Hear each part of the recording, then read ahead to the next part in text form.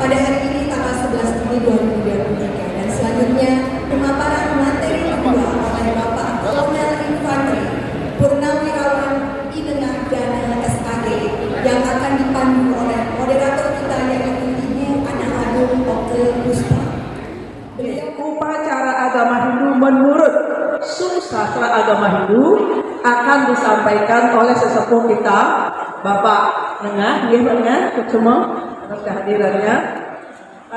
Tadi Pedanda sudah memberikan pengantar tentang sesuratan atau rerajahan yang akan dituliskan oleh seorang sanggih, baik itu di jidat, pada gigi taring kiri kanan, juga pada lidah.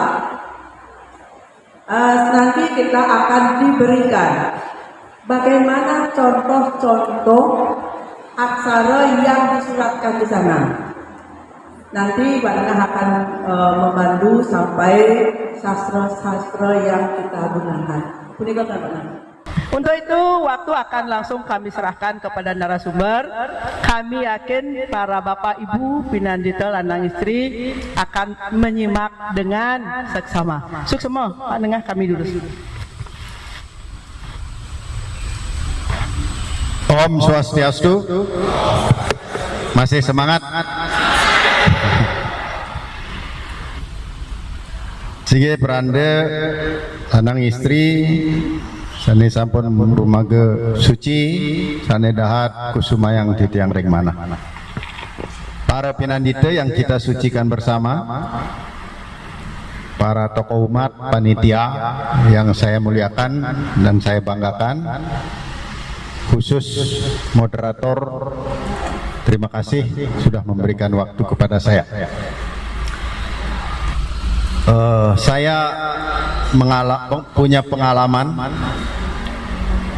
pertama kali natahin umat di DKI tahun 1977. Usia saya baru 28 tahun waktu itu. Yang saya tatahin sudah meninggal sekarang di usia hampir 70 ya, 60 sekian lah. Namanya Nengah Karse,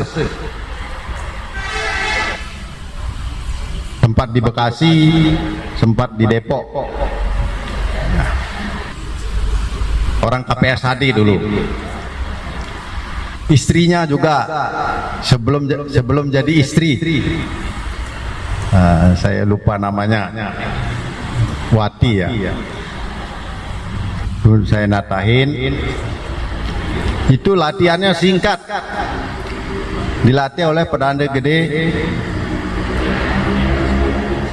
Pidade Keniten, mantan ketua umum Parisade. Tapi karena kita biasa di gereja, hidup mati dengan sastra, itu bisa menghafal juga gampang, menulis gampang. Karena itu mudah-mudahan para pinandita ini karena sudah biasa fokus, diiringi oleh suara genta ning, asal jangan lengser mengarah ke hulu Sungai Citarum menjadi neng, itu aja. Kalau berubah repot.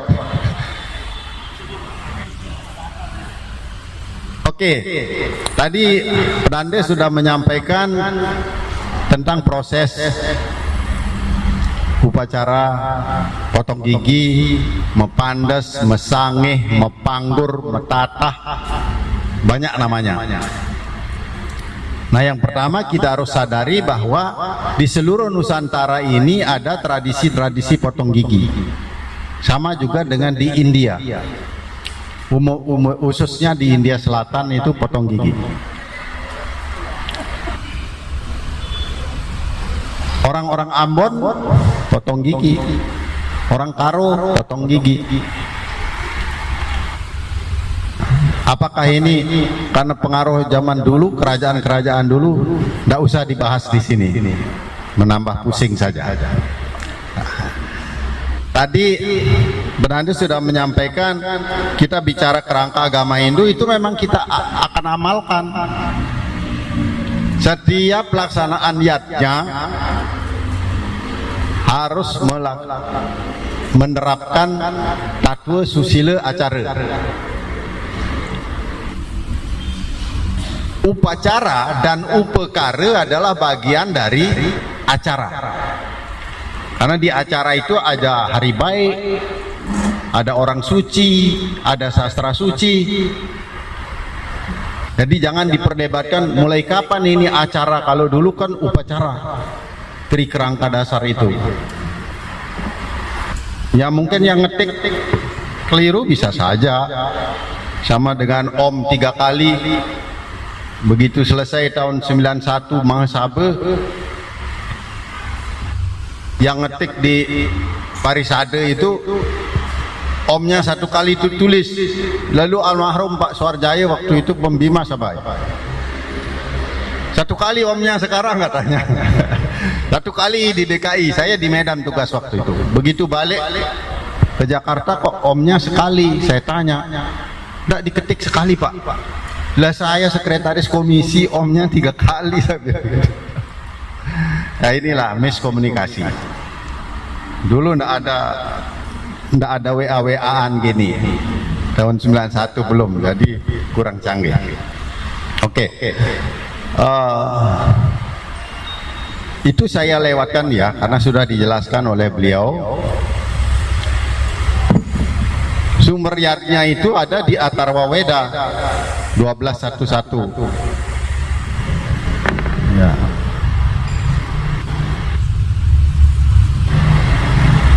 Jadi mulai dari Satyam sampai Satyam Brihat Rita Mugram Diksa Tapo Brahmayatnya Pertiwim Darayanti. Mulai dari Satyam, Diksa, Tapah, Brahma itu doa, dan yadnya. Yadnya ini bentuk amalan. Selanjutnya, yadnya ini sesungguhnya merupakan media untuk prayaschita, pengendalian diri. Ya, orang boleh mendefinisikan korban suci dilihat dari materinya. Ada persembahan, jadi korban suci. Tapi dia merupakan media pengendalian diri kan? Mau mecaru misalnya kan harus ada pengendalian diri. Binatang yang paling disayangi dipersembahkan misalnya. Harta benda yang tentu kita menyayanginya, kita persembahkan. Dengan pengendalian diri itu kita melakukan prayaschita. Momonya itu dibersihkan. Nah, demikian pula halnya dengan, jadi tidak usah menoleh ke sana ya. Tidak usah menoleh ke sana, jadi jalankan aja. Materinya kan sudah ya. Karena saya ada yang membisiki, Pak jangan lama-lama bicara, nanti mangkunya pusing udah tua-tua katanya.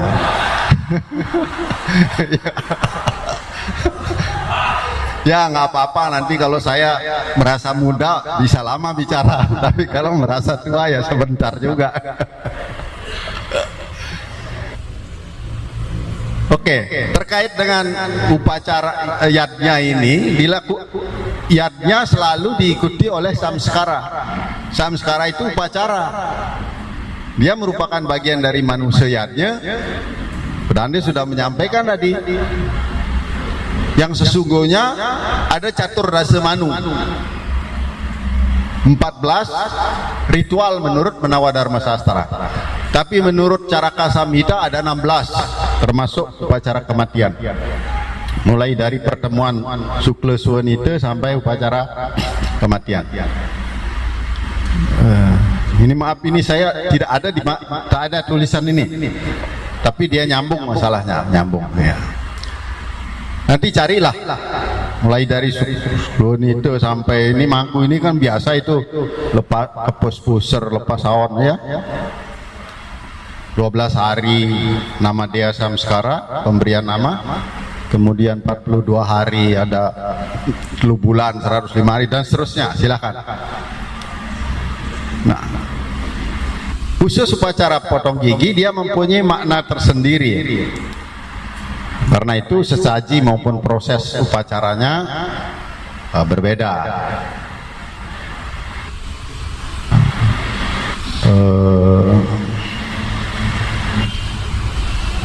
Siapa yang harus menyelenggarakan atau melakukan upacara potong gigi ini? Sesungguhnya orang tua. Karena itu merupakan utang orang tua. Termasuk mengawinkan anak, kewajiban orang tua. Tapi kalau ngabenang, kewajiban anak. Itu saja bedanya.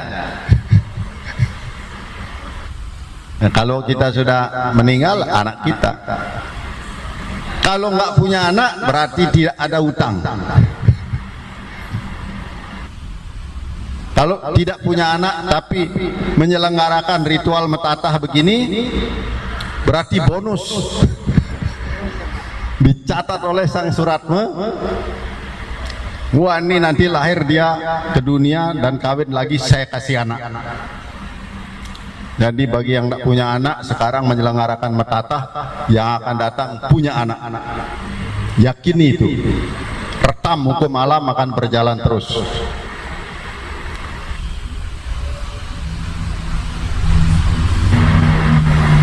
Apa referensi metatah ini?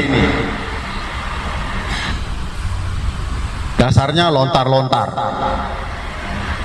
Lontar bahasa Bali, bukan bahasa Indonesia. Kalau lontar bahasa Indonesia, nimpugin. Bahasa Balinya nimpug. Ada beberapa lontar, lihat, coba lihat di halaman 7 itu, tampilkan. Di slide 7.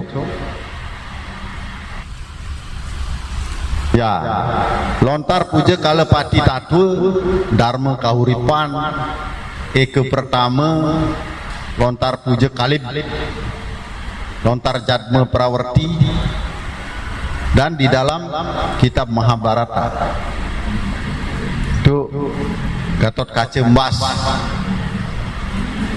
Nah itu kan kalau di Bali orang suka kekawin pasti tahu ini. Metatah itu apa? Atatah artinya dipahat sebenarnya. Tapi kalau dipahat kan rusak gigi orang. Akhirnya dikikir. Dan ini maaf bapak-bapak ibu-ibu, kalau bukan atas permintaan keluarga yang bersangkutan, jangan digosok keras-keras begitu. Ini kan simbol. Yang saya harapkan para pinandita ini justru mampu memberikan motivasi, makna filosofis dari upacara metatah ini, sesuai permintaan dari Biro Kesra tadi. Kesra ya? Biro mental, supaya kita bisa membina generasi muda kita, bukan menggosoknya. Menggosoknya dokter gigi aja ada Pak Suartanu itu. Pakai alat itu yang canggih gitu. Jadi mesangeh, mepandas itu endas, mesangeh singgih. Jadi memuliakan ya. Muliakan anak itu. Tadi sudah disampaikan bersamaan dengan upacara Munggah De dan Raja Swale. Mengapa? Nah, saya mau lewatkan dulu supaya nyambung ini. Kenapa waktu Munggah De dan Raja Singa?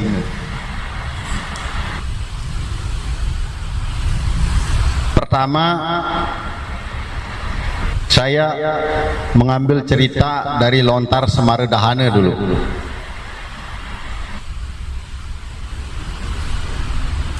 Dikisahkan ketika sorga itu diserang oleh raksasa Nilarudraka.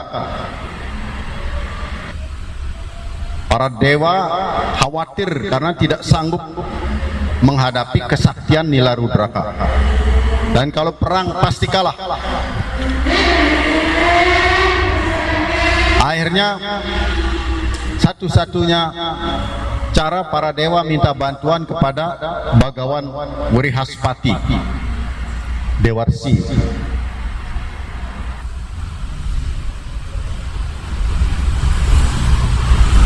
Beliau itu ahli peramal, penenung. Apa kata Wrihaspati? Ini yang akan mengalahkan Nilarudraka satu-satunya adalah manusia berkepala gajah, namanya Ganesha. Dia adalah putra Betara Siwa. Kan bingung dewa-dewa itu.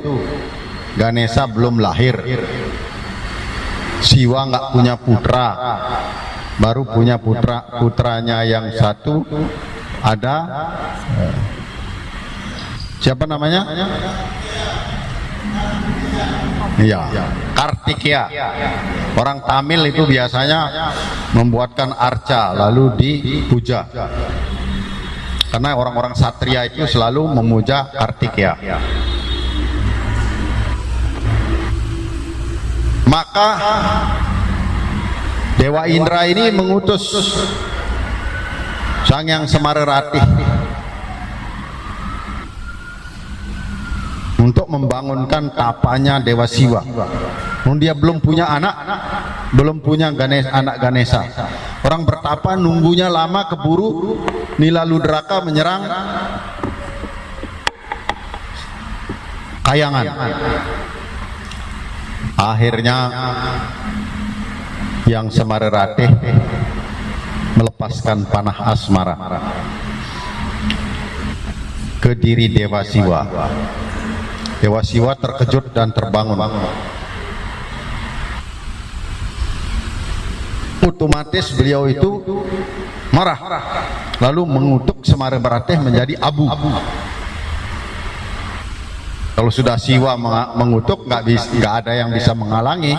Wisnu Brahma tidak bisa menghalangi.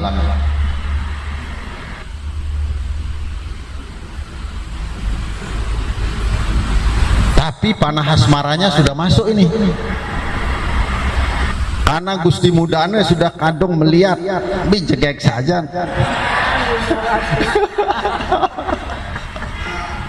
Sengidang penengkenang. Maka Dewa Siwa itu merindukan Dewi Uma. Maka terjadilah perkawinan rohani. Kan Dewa Siwa tidak sama dengan kita, kawin nyari kamar kosong.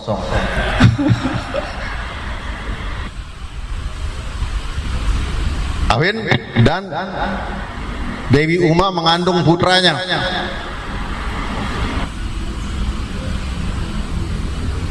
Para dewa kan khawatir tuh kalau Dewa Siwa tidak mempunyai anak. Maka ketika Dewi Uma memetik bunga di taman, di Kayangan ini, sengaja Dewa Siwa memperlihatkan seekor gajah. Dewa Indra memperlihatkan seekor gajah.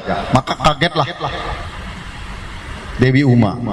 Nah, kaget itu membuat ini versi Semaradahana begitu. Maka ketika bayinya lahir berkepala gajah. Beda dengan di film itu, dipenggal lalu dicari ini. Ini versi Semaradahana. Lahirlah manusia berkepala gajah. Jadi dari sini ada mitologi, ada makna yang disampaikan pesannya. Kalau ibu hamil jangan ngelihat yang serem-serem, yang menakutkan. Jangan melihat orang mati, jangan ngelayat. Itu dulu begitu. Datangnya dari cerita Semaradahana ini. Nah, di sisi lain dikisahkan ketika Dewa Siwa dan Uma itu berbulan madu. Nih sebelum hamil ini kan tadi disingkat ceritanya itu. Dia melewati menuju gunung Kailas ini. Tiba-tiba Dewi Uma melihat segunduk abu, lalu menanyakannya kepada Dewa Siwa. Ini abu apa? Siwa menjawab,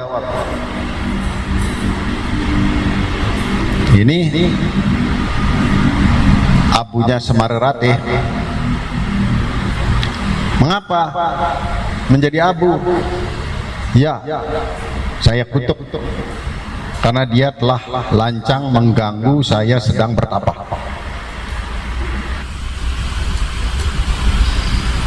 Nah, antara dewa dan dewi sama-sama punya otoritas ini. Siwa punya kesaktian berdasarkan kesadaran rohaninya, Dewi kesadaran mayanya, kekuatan mayanya. Dewi Uma iba prihatin, lalu dia melakukan yoga, mengambil abu itu dilempar ke dunia maya, karena memang Uma itu adalah Dewi Maya, dilempar ke Maya pada. Dewi Sang Yang Semara maupun Dewi Ratih tidak akan mempunyai wujud, tapi Sang Yang Semara memasuki lubuk hati laki-laki dan Dewi Ratih memasuki lubuk hati wanita. Maka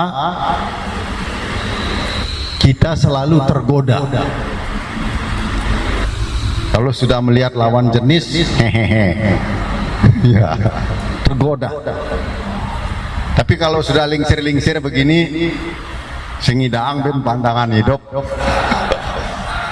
jak perjuangan hidup.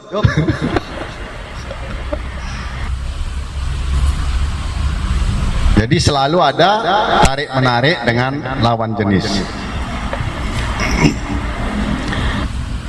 Jadi dikisahkan pula bahwa di hadapan Ganesha ini begitu lahir, ini saya sudahi aja, ini pokoknya hamil lahir gitu ya, kalau ceritakan panjang. Dia langsung berhadapan dengan suasana perang, menghadapi Nilaludraka itu. Tapi ketika Ganesha dipukul, dia makin membesar, pukul makin membesar, membesar terus. Ini hebatnya Ganesha, sampai seperti badannya seperti orang dewasa. Nah, untuk mengalahkan Nilaludraka itulah dia patahkan taringnya, dia gunakan untuk membunuh Nilaludraka. Ini versi Semara Dahana. Jadi melepaskan taring adalah untuk membunuh sifat-sifat raksasa, Paisaca, Asura dan lain-lain, sifat-sifat keraksasaan menurut versi ini. Jadi itulah kisah cerita. Lalu kapan Semar Ratih itu masuk? Kalau istilah sekarang mulai trots alter ke 2 apa ketiga tuh, 13 tahun ke atas, 13 bagi wanita, 16 bagi laki-laki. Setelah 16 Sodase Warse. Nah, karena itu tadi Pedanda mengatakan potong gigi kalau sudah raja, kalau sudah ngeraja, sudah menstruasi, sudah akil balik bagi laki-laki, suaranya dan sebagainya. Laki-laki ada juga 14 tahun sudah nembakin, apalagi gisinya banyak. Karena gisinya cukup, lagi gisi siang gitu, nanti ngembakin dia. Warse menurut sastra. Jadi saya bicara sastra aja. Oke. Sekarang dari mitologi ini saya akan bicara makna. Proses kan sudah. Tapi ada yang tertinggal tadi mungkin. Perlengkapan pendukung upacara mepandes. Coba lihat ditayangkan di halaman 10. Ada.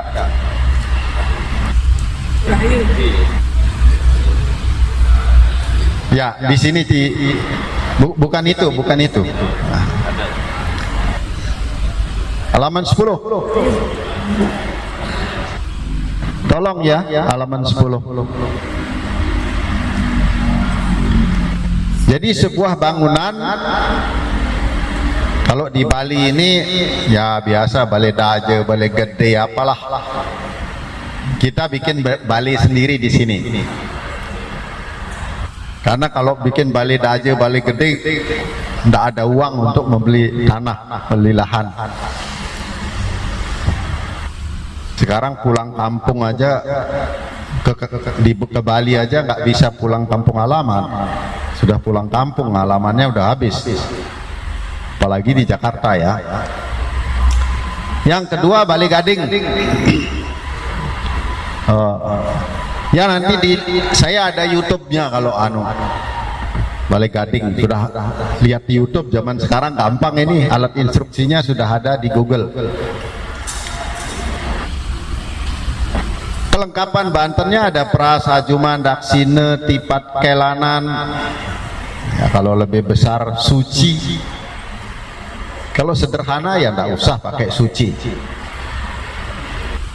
Pejati pakai mengganti kan gitu. Bali Gading ini justru menjadi istana Sanghyang Semarerate. Bali Gading. Lalu yang kelima ada Tek-Tek.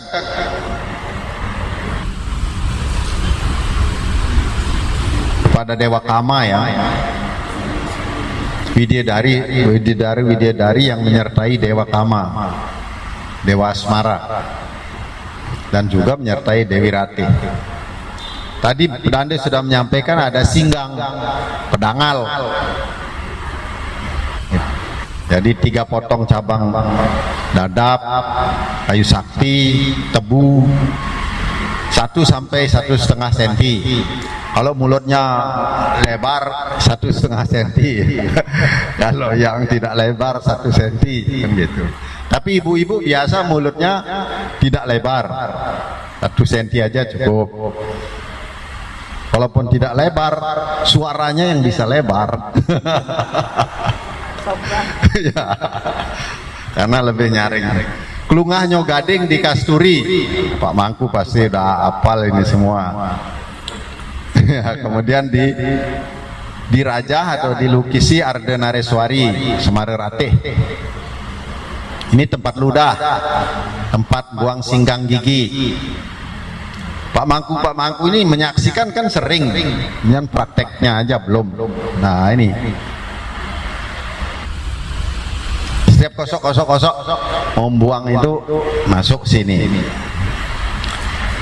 Pengilap cincin ya, cincin di ngilap giginya.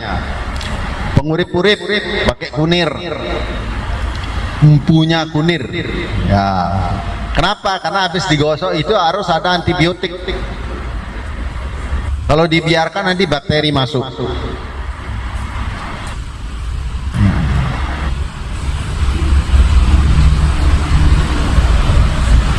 Lalu bokor berisi kikir, cermin, pahat di sana itu.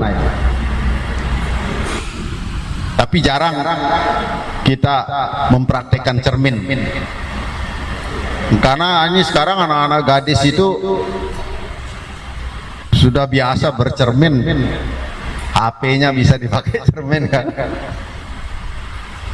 Tapi sebagai simbol memang disediakan saja.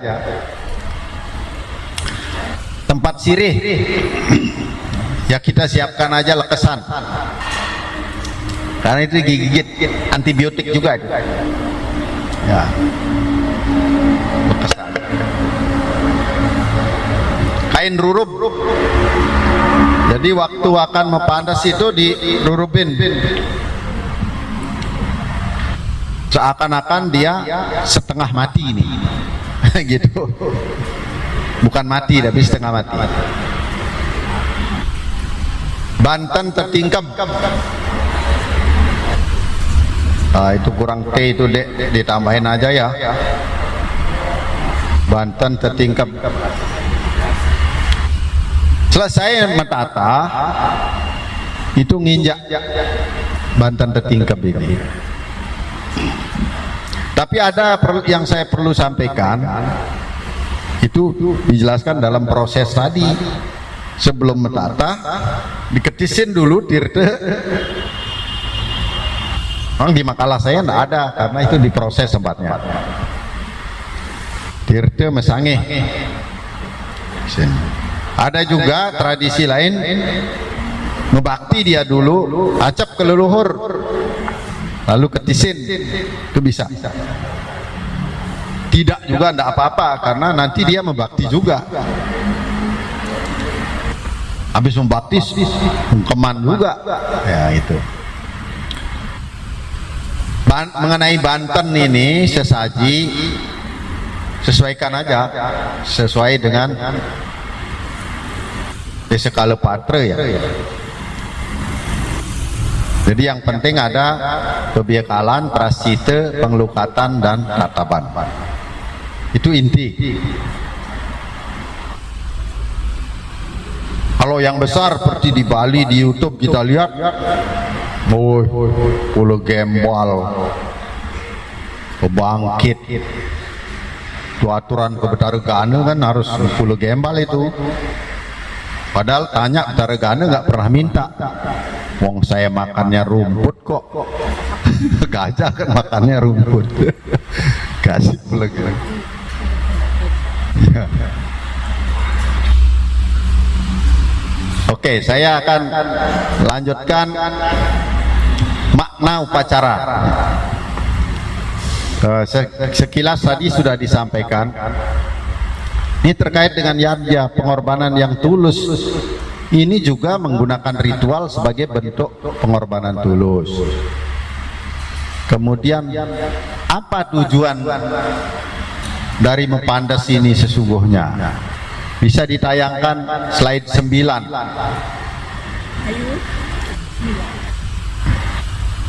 Jadi untuk menghilangkan noda kekotoran dalam diri, karena menekleh itu sudah mulai diganggu oleh Semarerati,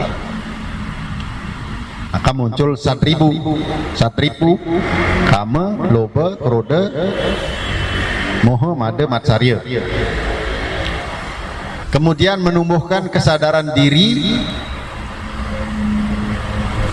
dan anak akan bertumbuh kembang menjadi dewasa dalam berpikir, berwacana, dan bersikap atau bertindak. Karena banyak sekali gangguan ketika dia akil balik itu. Yang ketiga, untuk dapat bertemu kembali dengan roh orang tua atau ibu bapaknya. Ini memang terkait dengan mitologi Jarat Karu. Ya, sering dibaca oleh Pak Mangku dari Tanjung Priok ini. Yang roh orang tuanya tergantung di bambu petung, sementara akar bambu itu digerogoti tikus. Yang keempat, menghindari hukuman yang dijatuhkan oleh Betara Yama. Ini terkait cerita tadi, tikus menggerogoti bambu petung, itu kan hukuman Yama kepada ayahnya Jarat Karu. Namanya Jarat Karu juga. Bukan ya, istrinya namanya Jarat Karu juga, ayahnya Jarat Karu. Yang kelima, untuk memenuhi kewajiban orang tua kepada anaknya. supaya anak itu menjadi anak suputra. Kalau dia bebas dari sadripu, ya pasti anak itu menjadi baik. Nah, ditinjau dari darsana Hindu, cara pandang Hindu, setiap orang yang lahir diakibatkan oleh karma wasana dan avidya, gelap, bodoh. Kita memang lahir karena bodoh, karena tidak sadar hakikat diri kita. Maka dalam hidup ini kita mencari jati diri, yaitu hakikat diri kita sendiri. Setiap orang harus berupaya menembus karma buruknya, subha karma, melalui perbuatan baik. Silahkan baca Sarasamudaya, supaya kita punya widya, punya kesadaran, tapi tidak ada punya kewaspadaan, jadi bisa memecahkan masalah.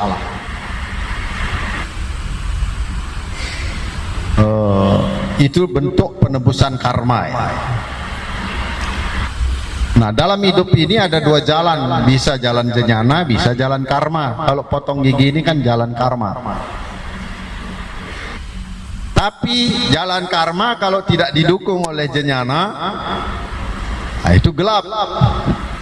Jnana kalau tidak dipraktekkan dalam karma, itu teori saja, utopis. Semuanya harus karma dan jnana harus berjalan seiring. Dasarnya seperti Pedanda katakan tadi, bakti, percaya, yakin. Karena keyakinan itu akan menembus alam ini dengan perantaraan akase, ether.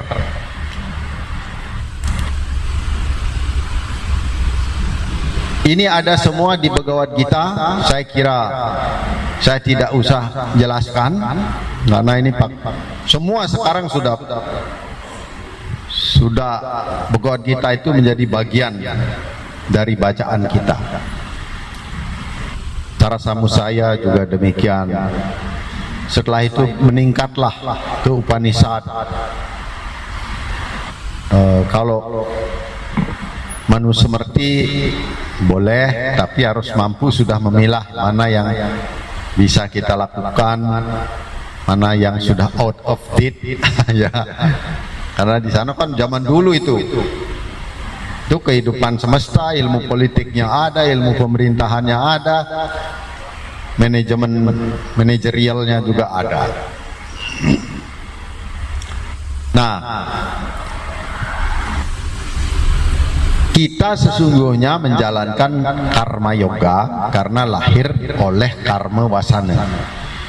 Kita juga harus memiliki jnana yoga karena kita lahir diakibatkan oleh avidya. Itu aja gampangnya dan logis itu. Nah, karena itu metatah ini tidak boleh semata-mata muleketo. Yang boleh muleketo itu adalah begitulah harus dilakukan, mantranya harus begini, prosesnya harus begini. Itu yang namanya muleketo. Jangan sedikit-sedikit muleketo. Wah, di wacananya di WA muleketo. Yang boleh muleketo itu apa? Ongkara bentuknya di sini begini muleketo. Reader seperti ini muleketo, itu yang dimaksud. Tapi dia perlu penjelasan.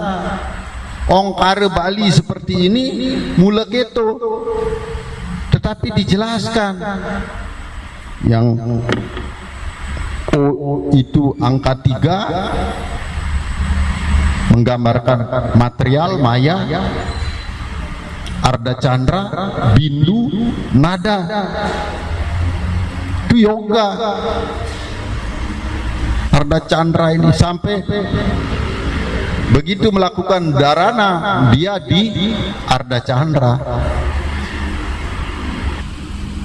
Dhyana sudah di bindu. Sudah selesai sampai sana kalau belajar Upanishad. Tapi kalau Ongkara Bali kenapa ada nada? Karena orang Bali itu, si Wasidanda melihat Tuhan itu ada nun jauh di tempat sunya. Maka nada itu yang dari besar ke lancip menembus ke sana. Kalau Upanishad kok bindu aja, dia melakukan pencarian ke dalam sampai merasakan, meyakini tatwa maasih, melayani kemanusiaan. Pelayanan kemanusiaan sama dengan melayani Tuhan. Tujuannya sama, caranya berbeda. Kita ribet dan ribut. Ya. Nanti pemangkunya bingung gimana umatnya, kan lebih sengsara umatnya. Ini mangku dengan bodoh, bingung apalagi saya ini nanti. Jadi apapun cara itu silahkan, asal koridornya ikse sakti desa kale tatwe. Hakikat tujuannya, kemampuannya, ilmunya juga kemampuan, material juga kemampuan. Desa di mana menyesuaikan lah. Kale sekarang era milenial. Jangan sampai banyak pegawai karyawan dipecat gara-gara kita mulek itu yang salah itu. Bukan mulek itunya yang salah, penerapannya mulek itu. Yang terakhir tatwe, sumber sastranya. Maka judul paparan saya adalah menurut sastra Hindu, susastra Hindu. Karena harus tatwe. Apa ke tatwe? Tatwenya prayascita, apa tatwenya biakala dan sebagainya, semua tatwe. Nah, saya kira ini bapak-bapak dan ibu-ibu sekalian, akhirnya sesungguhnya inti potong gigi menyadarkan kepada anak-anak kita bahwa mereka sudah diserang oleh kamerati. Karena kehidupan ini selalu ada kaitannya dengan triguna tatwa. Tatwa merajah tamah, kita arahkan, ya masih muda ini rajas boleh, tapi tidak boleh tamas, supaya kecillah tamas itu, menuju ke satwam nanti, menjadi orang yang bijaksana. Penjelasannya seperti itu. Jadi harus guna satwam yang mendominasi dalam kehidupan ini, baru hidupnya damai, tentram. Nah, 6 gigi dipotong kaitannya dengan satripu, itu tatwenya. Tadi kan taringnya itu, taring ini satu sisi dia melayani sifat buas, tapi kalau dipotong dia mampu menundukkan sifat-sifat raksasa, pisaca dan sebagainya. Ini 6 gigi itu di lontar puja kalepati tatwe disebutkan. Nah, sekarang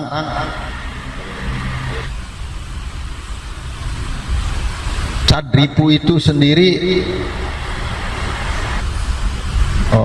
kalau kita kaitkan dengan kitab Bhagavad Gita,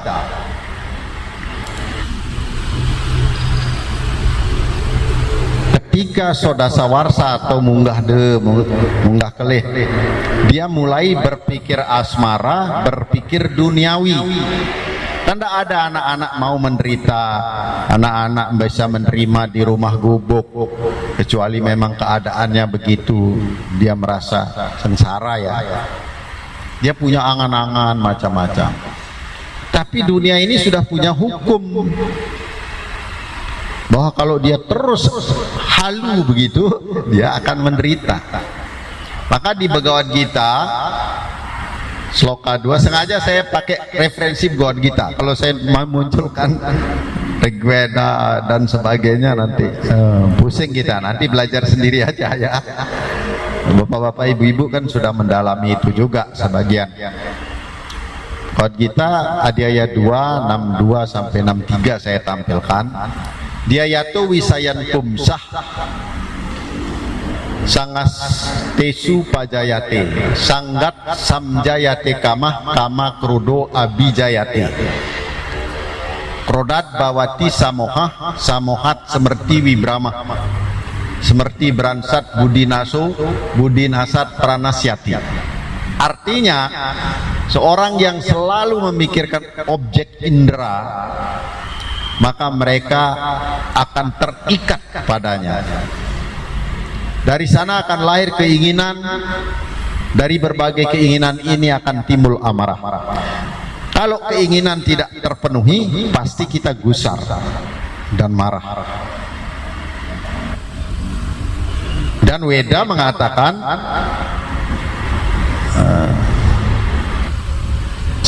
sadresi bawana yasya sidir bawanti tadrisi. Apa yang kamu renungkan terus menerus, itulah yang akan terjadi. Kalau keinginan kama terus direnungkan, itu akan menggerogoti juga pikiran kita, ngenes. Jadi dari amarah ini timbul kebingungan karena tidak terpenuhi keinginannya. Dari kebingungan hilang ingatan, hilang ingatan menghancurkan penalaran, tidak punya WWK. Kehancuran penalaran membawa kemusnahan. Jadi ketertarikan pada objek kama ini, duniawi ini beraneka ragam. Loba, saya kan sudah sering ceritakan. Manusia itu memang bakat sifatnya loba. Itu kan putra Prajapati yang 3 itu. Dewa sulit diatur, asura kejam. Kita manusia loba, ingin aja. Kita udah jadi mangku begini, punya keinginan juga, tapi bisa mengendalikan. Jangan mangkunya tidak bisa mengendalikan, waduh, gawat ini.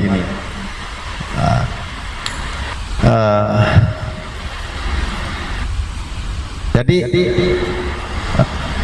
keadaan seperti ini akan membawa kehancuran bagi kita. Ini makanya kita tularkan pada anak-anak kita supaya kita memiliki generasi muda, para remaja yang terhindar dari keadaan yang kurang terpuji, yang terseret oleh pengaruh satripu. Karena satripu itu seperti menggaruk-garuk gatal, makin digaruk pasti nikmat, ya kan? Sudah jadi mangku juga seneng garuk-garuk gatal. Tapi kalau tidak terkendali digaruk, luka dia, baru perih jadinya. Itulah tujuannya kita mengendalikan diri,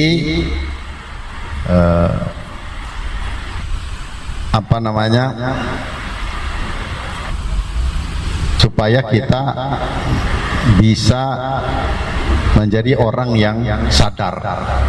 Jadi kalau kenikmatan menggaruk itu akan lenyap rasa sakitnya, dan penderitaan itu akan dirasakan juga oleh sang jiwa. Kalau kita sadar bahwa menggaruk itu tidak bagus.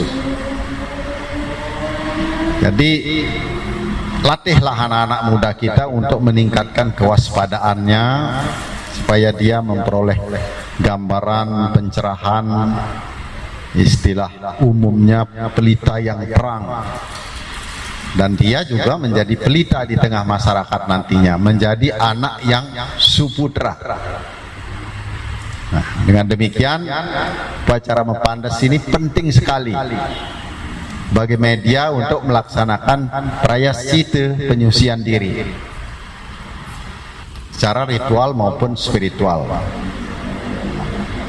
Ya. Jadikanlah upacara Mepandas ini sebagai momentum menuju jalan hidup berdasarkan Dharma.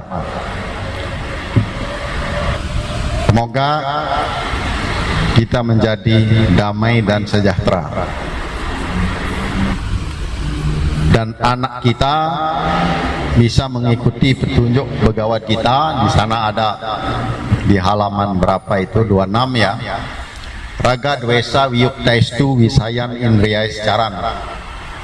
Atma Wasyair Widiatman Prasadam Adigacati. Walaupun dia hidup di tengah benda duniawi, dia tetap menguasai indera-inderanya, bebas dari nafsu kesenangan dan kebencian. Dengan pengendalian diri seperti itu dia mencapai kedamaian jiwa. Akhirnya kalau kita yang tua-tua, pesannya adalah prasade sarwaduhkanam hanir asyo pajayate prasanna cetasu hiasu budih paryawatistate. Dalam jiwa yang bersih hening segala derita sengsara sirna.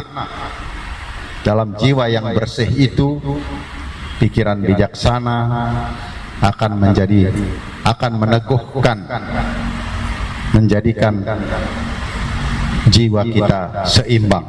Itu terjemahan bebasnya seperti itu.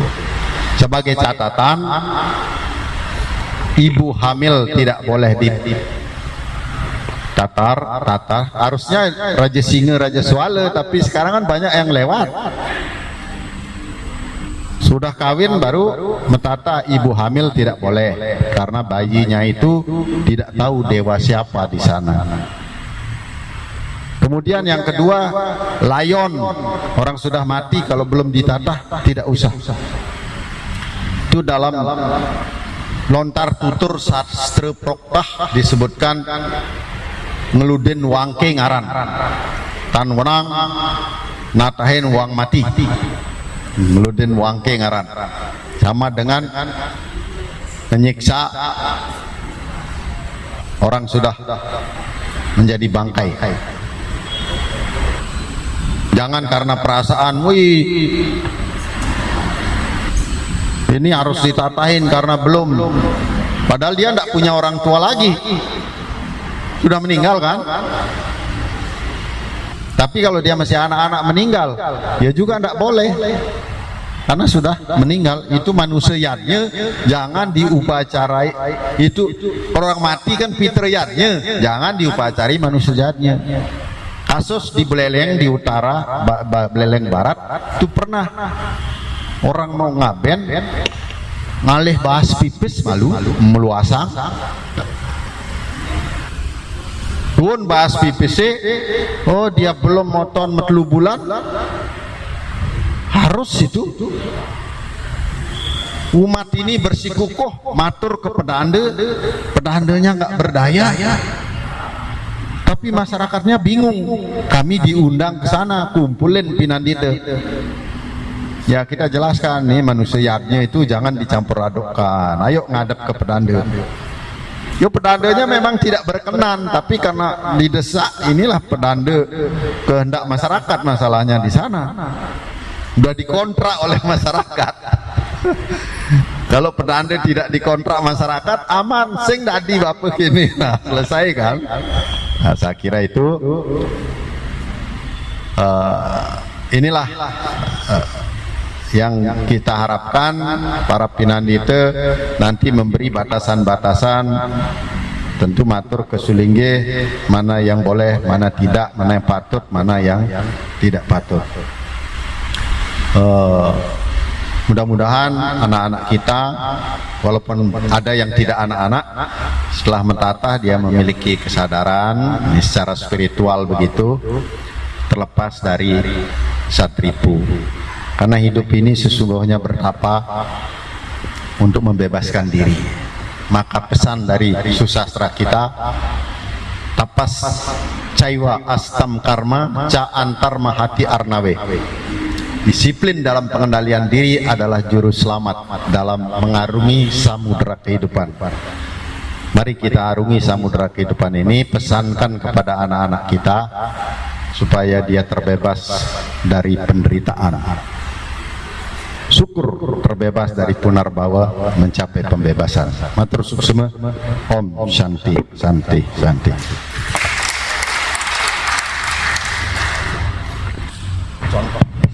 Swastiastu, kanten semangat. Karena tiang lihat semuanya pada semangat untuk mendengarkan, jadi tiang kasihan untuk mengambil waktunya. Jadi karena materi yang beliau sampaikan sangat penting bagi kita semua, sehingga nanti Bapak Ibu para pimpinan dita lanang istri bisa mensosialisasikan kepada umat Hindu se-Jabodebek, bahkan di luar itu. Karena di Pura Aditya Jaya juga di pura-pura se-Jabodebek ini umat Hindu subsisten, Bapak, sudah datang dari seluruh Indonesia. Mungkin ada pertanyaan-pertanyaan sederhana yang mereka lantunkan, yang mereka lontarkan kepada kita, sehingga Bapak dan Ibu nanti dapat menjawabnya. Bapak dan Ibu yang saya hormati, tadi memang kita agak lama sedikit gitu, namun demikian karena kembali lagi materinya sangat penting gitu. Pertama-tama mungkin yang bisa kutip sedikit dari penjelasan beliau, bahwa metatah merupakan bagian dari upacara manusayatnya yang ada 14 tersebut. Kemudian upacara agama merupakan prosesi penyucian atau prayas gitu, yang maknanya agar kita bisa menyelaraskan diri dengan beliau. Terakhir tadi sudah beliau tempuskan, astongkara bisa bebas dari keikatan duniawi, dan astongkara bisa bebas dari lautan kelahiran, derasnya lautan kelahiran. Kemudian tadi di sini diserahkan upacara. Tadi karena tiang perlu sampaikan sedikit Sinampura, karena ada pertanyaan, apakah upacara mepandas atau metatah ini dilaksanakan ketika umur 14 tahun atau berapa? Karena di situ ada dijelaskan yang menyampaikan bahwa kalau menurut Lontar Rariangon itu 16 tahun, Kenten. Ada pertanyaan di grup kita seperti itu, nggih? Karena tadi beliau sudah menjelaskan bahwa Ida Perdana sampun menyampaikan bahwa yang penting usianya akil balik. Oke, kemudian beliau Pak Tengah juga sampun menyampaikan usia 14 tahun atau 13 tahun ke atas sesuai dengan Lontar Kalopati Tatuo. Mengapa di usia yang sekian? Tadi beliau sudah sampaikan juga bahwa hidup di saat itu bagaikan menurut Lontar Semarandana, beliau sampaikan bahwa seperti kelangan sih kalau siapa yang menyerang Rudraka ya, yang nyerang kahyangannya Dewa Wisnu, sehingga harus lahir Ganesha. Nah, begitulah besarnya hantaman dan hambatan yang dihadapi oleh anak-anak remaja kita ketika memasuki usia akil balik. Bapak dan Ibu, mungkin itu saja yang bisa tiang sampaikan. Tentunya kelanjutannya Bapak dan Ibu izin berkenan udah disediakan di dalam materi yang beliau sampaikan. Tadi ada eteh-eteh mungkin sudah Bapak dan Ibu hormati tadi, namun tiang mohon izin. Ini sudah suatu ini banget. Bagaimana aksara-aksara apa yang dituliskan pada jidat, lidah, taring, paha, dan lain sebagainya. Kemarin juga ada pertanyaan bagaimana kalau ongkaronya ini akan hanya bulat. Tadi beliau sudah memberitahukan bahwa paham Siddhanta di Bali menjelaskan bahwa dengan Arda Chandra jadi Tuhan itu ada, Nirsaguna Brahma yang sulit untuk dijangkau. Arda Chandra itulah yang ujungnya untuk menjangkau beliau. Semua Bapak dan Ibu, mari kita perhatikan suratan atau derajahan yang dituliskan pada bagian-bagian organ tubuh yang akan dilaksanakan pada saat upacara mepandas. Suksema itu barangkali nanti kami mohon izin sarang Ida Ratu Pranda, sarang Pak Tengah nanti untuk memberikan simulasi. Untuk prosesinya kami aturkan kepada Ida dan Pak Tengah untuk penanganannya. Suksema, ngiring. Om Santi, Santi, Santi.